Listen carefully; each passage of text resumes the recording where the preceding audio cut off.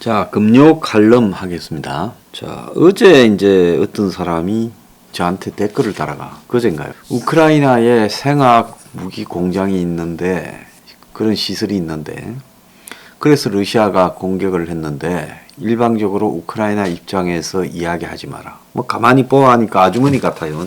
그런데 그 아주머니가 그런 이야기들을 어디서 들었을까요?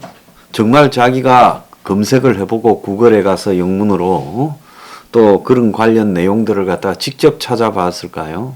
아니지요. 유튜브 중에 누가 떠드는 거지요.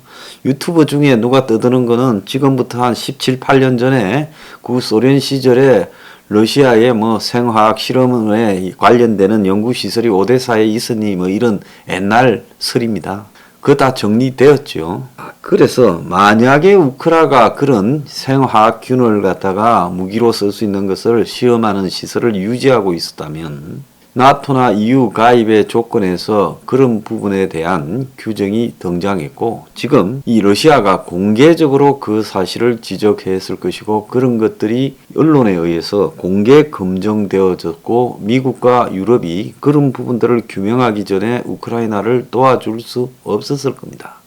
그래서 그거는 그야말로 중국의 그리고 또 친러 세력들, 우크라를 네오나치라고 이야기하는 황당한 일부 친러 세력들, 중국, 친중 이런 것들이 또 트럼프 파들하고 일부 연결되어서 미국에서도 떠돌아다니고 있는 이야기에 불과한 겁니다.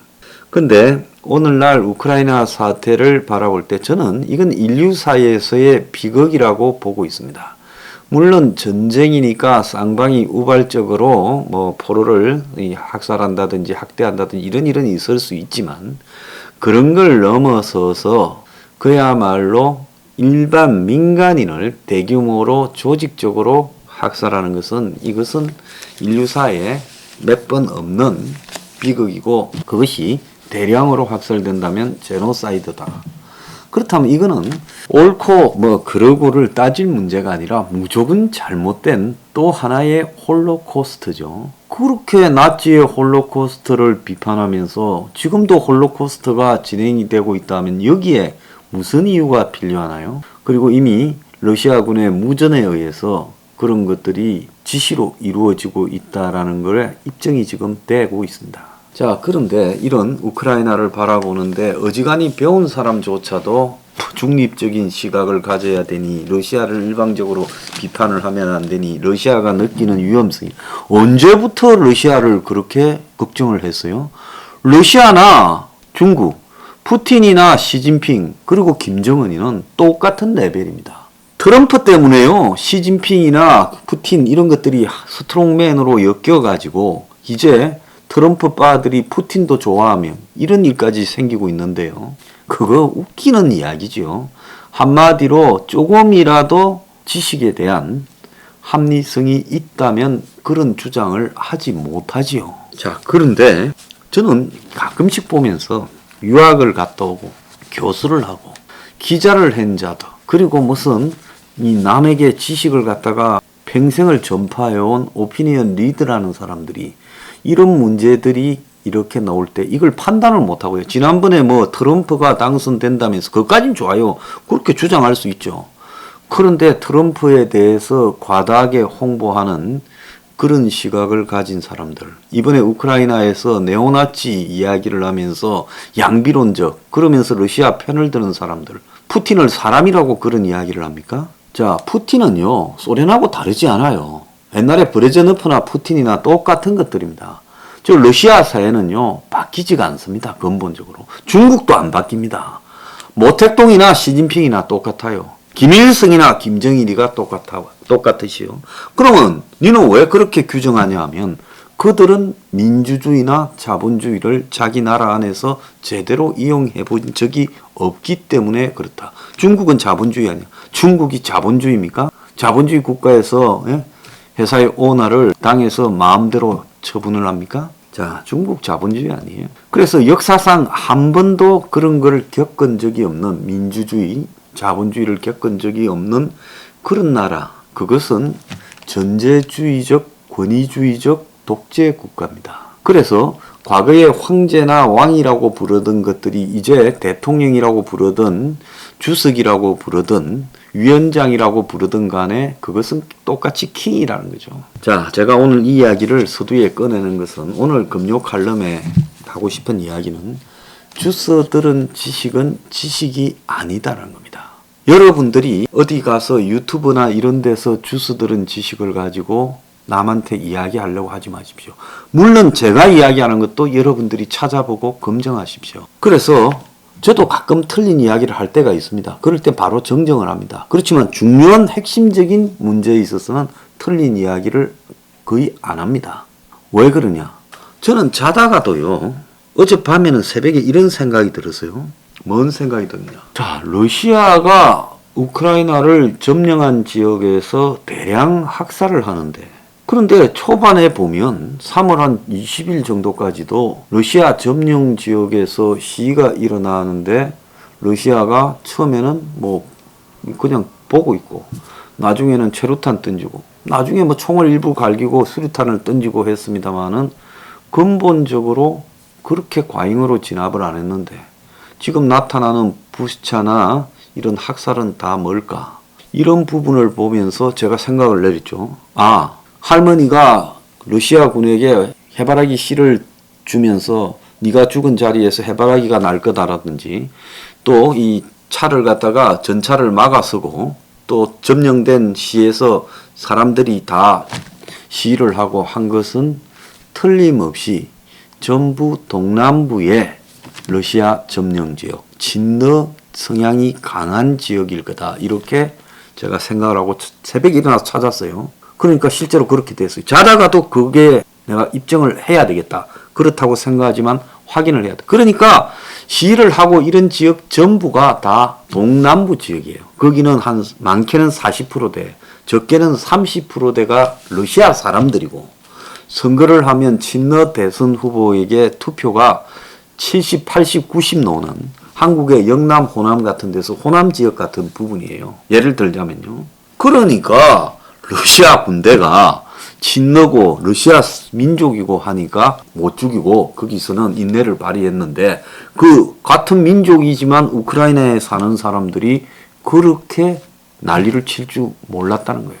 원래 돈바스 지역은 산악지대고 험해서 이 우크라이나 평야지대나 러시아 평야지대에 살았지 돈바스는 사람이 별로 살지 않는 비어있는 지역인데 1917년에 우크라이나가 잠깐 나라를 세우면서 그쪽을 갖다가 사람을 많이 이동시켜서 살게 했고 러시아 사람들도 나중에 소련이 우크라이나를 강제 병합한 다음에 거기에 사람들을 또 다 이주시키고 했어요. 그래서 그쪽은 러시아 성향이 강하고 지금 일부는 이 루안스크하고 도네츠크는 점령되어 있습니다. 그래서 자다가도 약간의 모순이 있는 이런 부분들을 검증을 안 하면 견디지를 못할 만큼 저는 열심히 합니다. 그래서 제가 커뮤니티에 쓰는 내용을요, 그 요즘 우크라이나 상황을 저는 그걸 갖다가 한국 언론들이 제대로 이렇게 논리적으로 체계적으로 정리를 안 하기 때문에 그런 것들을 올리는 게 누가 알아주든 안 알아주든 제 미래경영연구소의 경영상에 아무런 이익이 안 되지만은 하루에 2시간, 3시간을 쓰면서 그 기록들을 이어가고 있습니다. 자, 그래서 내가 여러분들한테 하고 싶은 이야기는요, 서울대학을 나오고 그 다음에 회사에서 사장을 하고 중소기업을 경영하고 그리고 사회지도청으로 고위공무원에 있었다고 했어요. 그 사람의 지식이나 그 사람의 머릿속에 들어있는 생각이 완성된 게 아니라는 겁니다. 어떤 사람은 초등학교만 나와서도 그 사람이 열려있고 세상을 바라보는 시각을 겸허하게 가지고 성실하게 살아가려고 올바르게 살아가려고 노력하면요, 그 사람의 지식이 대학을 나오고 사회 기득권층으로 있으면서 삐뚤어지고 왜곡된 한마디로 잘못된 지식들이 쌓여서 고칠 수 없을 만큼 완곡해진 사회 지도층보다 국졸이면서 성실하게 이 세상을 살아가는 사람이 훨씬 더 나은 지식의 질을 가지고 있다는 걸 제가 여러 번 확인을 했습니다. 그래서 저는 이 지식은요, 남에 의해서 주입되거나 내 이해관계에 의해서 그래서 습득한 지식은 지식이 아니라는 겁니다. 그래서 노력 없이 주워들은 지식을 지식처럼 생각하면서 누가 이야기하더라. 솔직히 말하면 저는 유튜브도 시험을 좀 쳤어요. 정치를 하는 사람은 정치학을 좀 시험 쳐서 합격한 사람들만 유튜브를 하고, 그리고 거기에는 여러 가지 과목을 다 넣어서 세계사부터 시작해서 정치학사부터 온갖 걸 넣어서 테스트에 통과한 사람들만 했으면 좋겠다라는 생각을 하고 있습니다. 요즘 인터넷이나 뭐 각종 동영상 매체에서 수시로 이렇게 지식을 습득할 수 있게 되면서 누군가 잘못 올린 지식들이 그것이 마치 옳은 지식인 양 대중들이 그냥 빨아들이기에 달콤한 지식 같으면 그냥 흡수합니다. 근데 대체로 그런 무지한 자들이 던지는 내용은 대중들이 혹할 만한 내용만 던지지요. 근데 현실에서 벌어지는 상황은 그것보다는 훨씬 더 무겁고 또 복잡하죠. 그러다 보니까 진실을 말하기보다는, 그 진실을 말하려면요, 자기 스스로가 밤낮 없이 공부를 해야 됩니다. 근데 공부하지 않아요. 왜 그러냐? 돈 버는 데 관심이 있지 공부하는 데 관심이 없으니까요. 왜? 뭐 학교도 안 다니는데 공부해서 뭐하냐? 내가 적당히 그냥 어디서 따와가 뺏겨가지고 그냥 적당히 이야기하면 대중들이 이런 거는 잘 물더라. 그렇게 가는 거 아닙니까? 그래서 제가 지금 이 방송을 들으시는 분들한테 이야기하는 거는 자기 노력으로 이렇게 확인하고 그리고 차곡차곡 지식을 쌓아서 그 위에서 확신하는 지식이 아니면 그건 지식이 아니라는 겁니다. 남이 말한 걸 주워 들어서 지식이라고 말하지 마세요. 그러면 나중에 이제 부정하지 못하고요. 점점 에고이스트가 되면서 한마디로 이 벌레의 단계에 들어가는 겁니다. 무슨 말씀인가 알겠습니까? 그래서 지금 진너충이나 또 텃밭충이나 부정선거충이나 다 그러해서 생기는 겁니다. 자, 그런 부분에 일부는 옳고 일부는 그럴 수 있는데 그런 부분들을 가지고 이 전체를 갖다가 확신하기 전에 그걸 모든 것이 세상의 전부인 것처럼 이야기하면 안 된다는 겁니다. 저는 부정선거를 주장했던 사람들, 특히 부정선거로 돈을 거두고 그걸 앞세워서 세를 모았던 사람들이 당연히 대선을 앞두고 부정선거의 결과에 대한 내용을 밝히고 이번 대선에서는 이러이러해야 된다라고 정리를 하고 그리고 뭘 속이고 있다라는 말을 할 줄 알았습니다. 그런데 받을 때는 언제고 총선에서 그렇게 당했는데 대선이 왔을 때 말하지 않지 않았습니까? 그리고 또 중요한 거는 선거라는 거는 둘이서 싸웠는데 한 당사자가 승복을 해버린 부분을 남들이 그걸 부정선거라고 이야기한들 별 소용이 없다는 겁니다. 그거는 역사적인 사례들이 다 인정하는 거예요. 그렇기 때문에 이 부정선거는 반드시 그 당사자도 끝까지 가야 되는 문제가 포함되어 있는 겁니다. 자, 오늘 제가 이야기하려는 것은 부정선거에 관한 문제가 아니고요. 이 지식에 대한 문제에서 정말 좀 노력을 해라. 저는 이런 이야기를 합니다. 전 댓글 달 때도 좀 노력하고 달았으면 좋겠어요. 아무 생각 없이 답니다. 제 방송을 몇 년 좀 본 사람만 댓글을 달았으면 좋겠어요. 그래서 너무나 많은 사람들이 그냥 떠들어대고 그것이 지식이냐 하고 쏠려다닙니다. 그렇게 모인 새들이라는 게 별 새가 되지 않는다라는 것은 우리가 지금 확인하고 있지 않습니까? 오늘날 이 한국의 보수 수준으로요.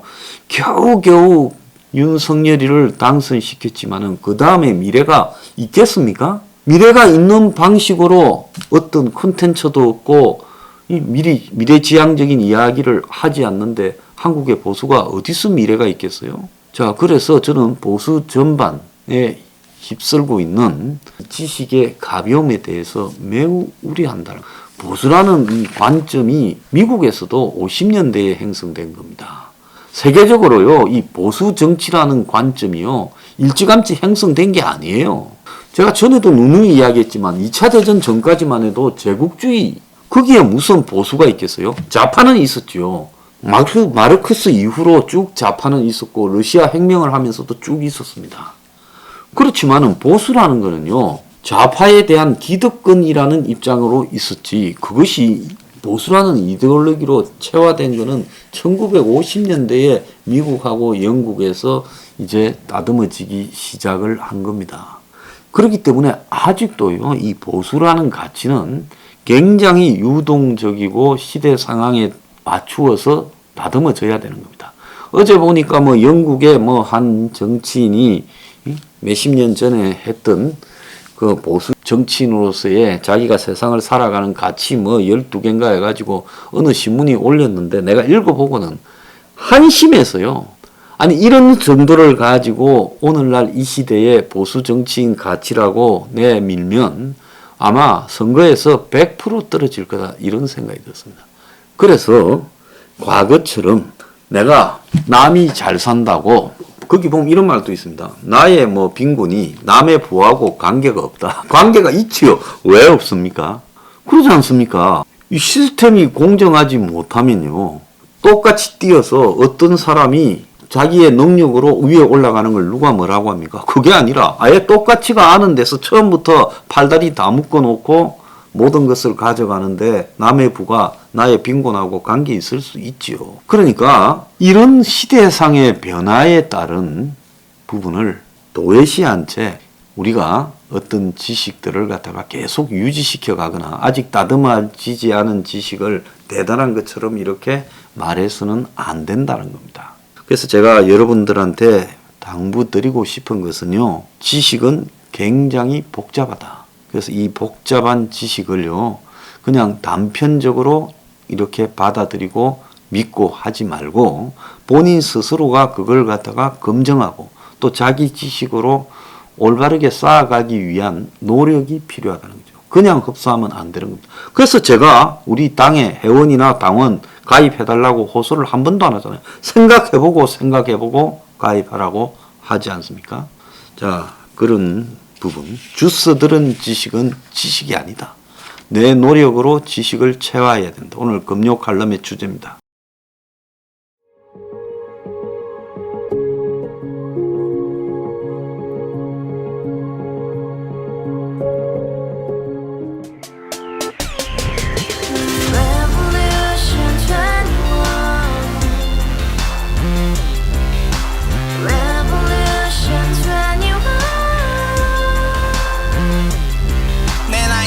월세 30 코인빚만 300 서울에 온 지 벌써 10년 아둥바둥 버텼지만 여전히 난 반지 하에 제왕 곰팡이 연문제약 내비랭 깡통망통 완전히 폭망 구시원 창문만큼 작아진 내 꿈 연애 결혼 내 집 모든 게 헛꿈 1년 전 떠난 여친 울며 말했지 같이 살자 평생 가본 게 꼭꼭꼭하지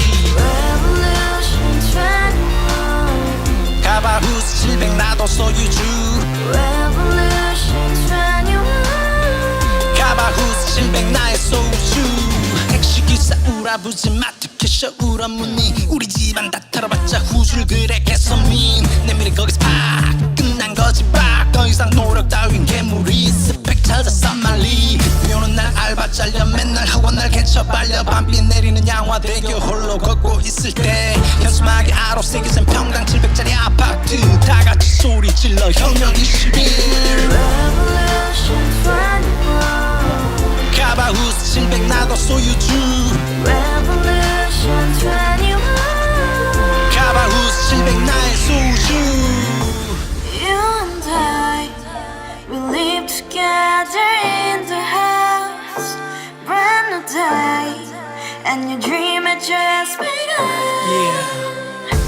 Revolution 21, only hope and happiness. 너의 곁에 내가 영원히 함께. 지금까지 정치인들 입만 열면 찝찝찝 개소리 멍멍멍 쳐다